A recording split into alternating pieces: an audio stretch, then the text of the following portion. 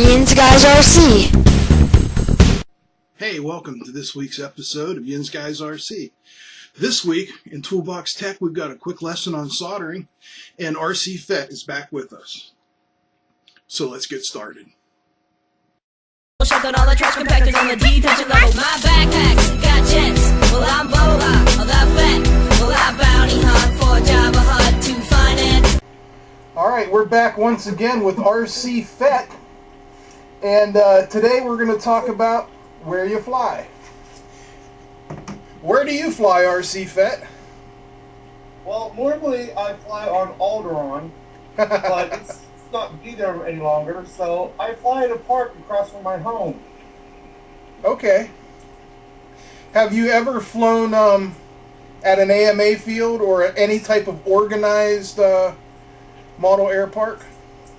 No, I have not. Since I just got back into the hobby 2 years ago, and most of my planes are less than 30-inch wingspan, I have not gone to any of the larger events, and I'm still honing my skills. So I fly at a little park across from my house, and also there's no AMA fields in my area. The closest one is about 2.5 hours away that I know of. There may be one a little closer, but there's not much where I live now. Yeah, that's definitely not within your area.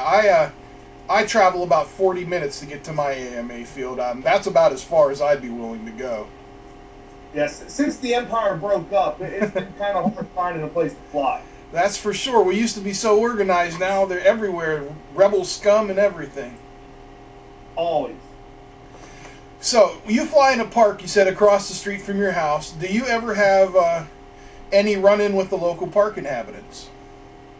Actually, it's just a green area for the college. On rare occasions, the ROTC will come out there and do like safety drills and things like that. But other than that, it's just a person maybe running their dog for about 15 minutes. Other than that, it's empty 99% of the time. Oh, that's perfect.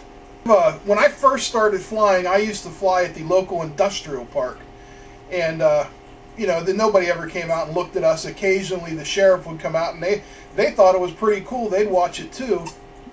I just think it's important that we let people know who are not flying at a field that we need to be extra careful when flying around the public. Very. I have people stop. The road is right behind the park where I fly. My house and my house, the park, the road, then the park.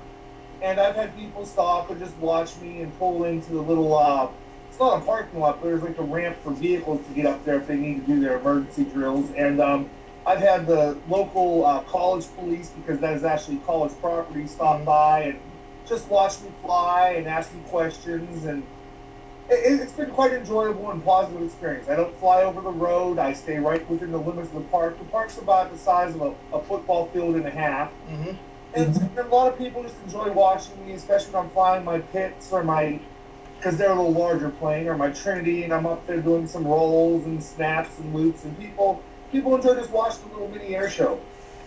Yeah, I found that people are generally pretty receptive, and I think it's a great opportunity for us to be ambassadors to this hobby, is to, when people come up and are interested, to present them with what RC Aviation has to offer.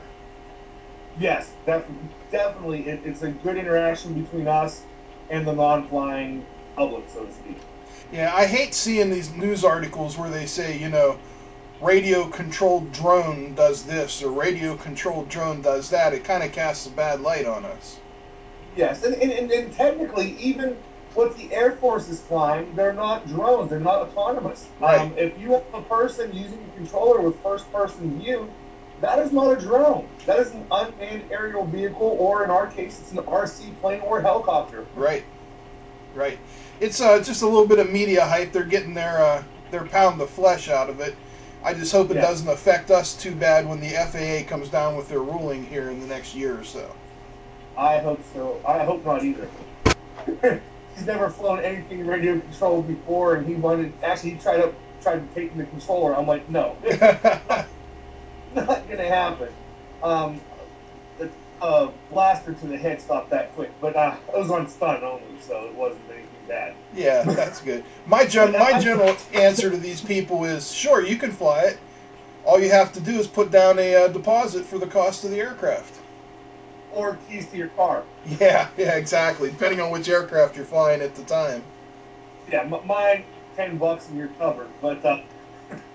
But no, I've had the question, well, how high up can that go? Or how far? And you know, how much did that cost? There's no adults have asked me if they can fly it. I mean, they appreciate, you know, what's going on. And some come over and say, hey, I do fly this on occasion, or I have flown that. But most of them just come over just to watch the show. How long you've been doing this? What kind of plane is that? You know, what in real life, what kind of plane would that be, and whatnot. That's the right. Most of my. Very good. Well, I have one last question for you, Fett. Has anybody offered you a bounty? That is confidential. I can't disclose who my clients are, what my targets are, or if I even have any clients or targets. Exactly. And that's what it's all about. Fun, friendship, brotherhood. We can all get along. Maybe we can even get along with the federal government. That I'm not too sure of.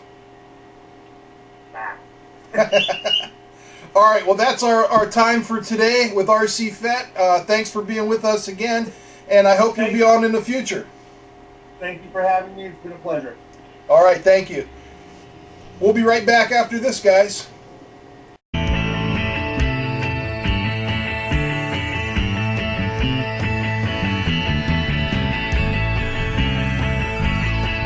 All right, welcome to Toolbox Tech for this week. What we're going to be talking about is soldering.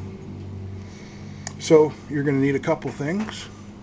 The first thing you're going to need to have is a soldering iron.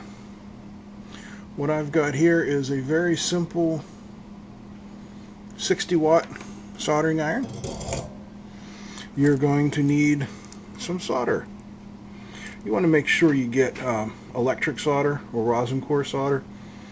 The old flux core solders that are used for plumbing are not going to work out for this, and you really don't need silver solder either. I also recommend hemostats so that you can grab what you're working with. Dikes, also known as side cutters. And needle nose pliers. Now, as you can see, we've also got this thing here which is called a helping hands, used for soldering. And we're going to be soldering a Yinz plug. Now, probably the most important lesson that I can give you about soldering is to pre-tin everything. And as you can see, my Yinz plug is already pre-tinned. And we're going to be soldering that Yinz plug to this ESC. Now, these wires, how well you can see that, are not pre-tinned, so that is the first step we're going to do. And to do that, I'm just going to clamp them one wire at a time into the jig. You can see right here. I'm going to get my soldering iron, and the first step when using your soldering iron is to wipe it on a nice moist sponge. And what that does is it just cleans off any of the gunk that's built up. Next, tin your iron. And to tin your iron, you just melt a little bit of solder onto it. Next, we're going to tin the wire. And to do that, I'm going to hold the iron onto this wire until the wire itself is hot enough to melt the solder. And that's it. It's tinned. Now, the reason we tin is simple. Solder flows better where it's been. So if you're trying to solder two things together that have never been connected before, tin them first, and it will solder a lot easier because the solder wants to flow where it's been. So now we're going to tin this wire. Again, I'm heating the wire. I am not melting the solder on the iron. When the wire is hot enough, it will melt the solder and draw it into itself.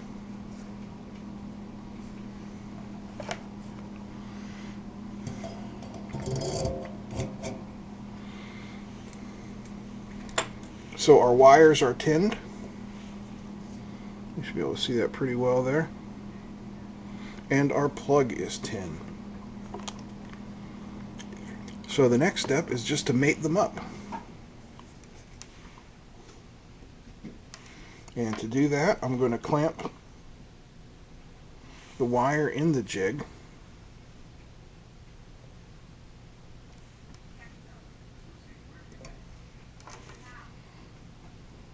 Get everything positioned as I want it.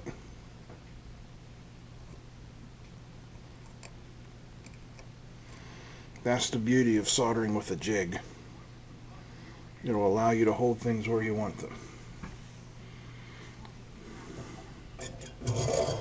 Always wiping off the iron first. Always tinning the iron after it's been wiped off. Now, the way I'm going to do this is I'm going to apply heat to both surfaces.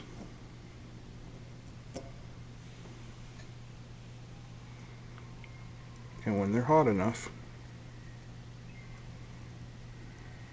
the solder will flow between them and melt them together. Now, I didn't do a good job there, because what I like to have is something to hold everything together. So I'm going to reheat.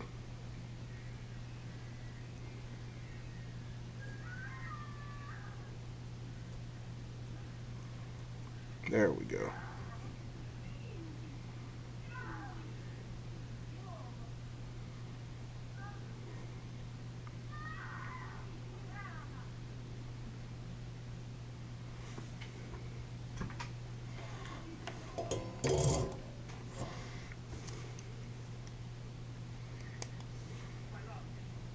We'll let that cool for a few seconds,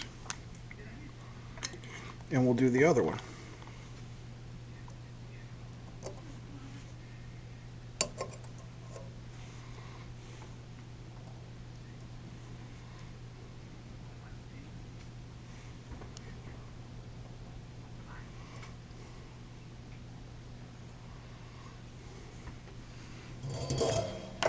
Same process. Clean the iron. Tin the iron. Apply heat.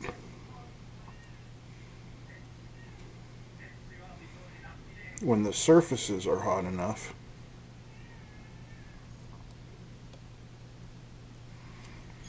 they will melt the solder for you. Remove the heat. Hold it in place until the solder solidifies.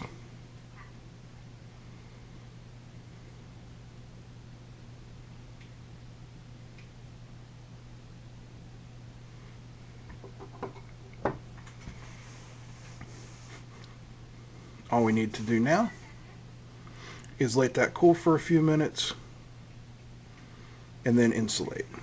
And okay, we're back after having let that cool for a few minutes, and we're going to insulate it using liquid tape.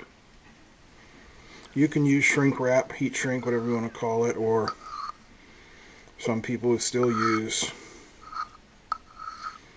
electrical tape. I have found this to be just the easiest way to do it. You just paint this stuff on.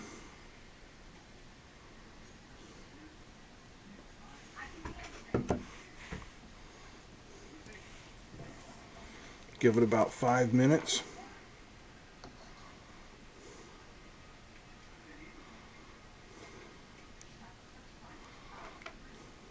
Now this brush they give you to work with is not ideal for this, but for our purposes here today it'll do just fine.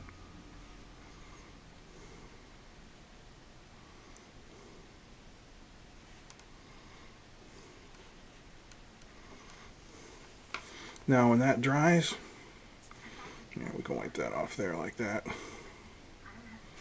When that dries up, in about 5 minutes you'll have a completely insulated Dean's connector.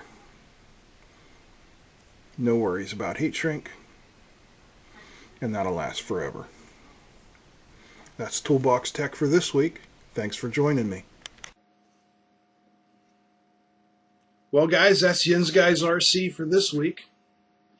If you have any questions or comments, yinzguysrc@gmail.com. We now have our own YouTube page, Yinz Guys RC. Feel free to like and please subscribe. And if you'd like to be a special guest, just email me at yinzguysrc.com. And until I see you again, keep them flying.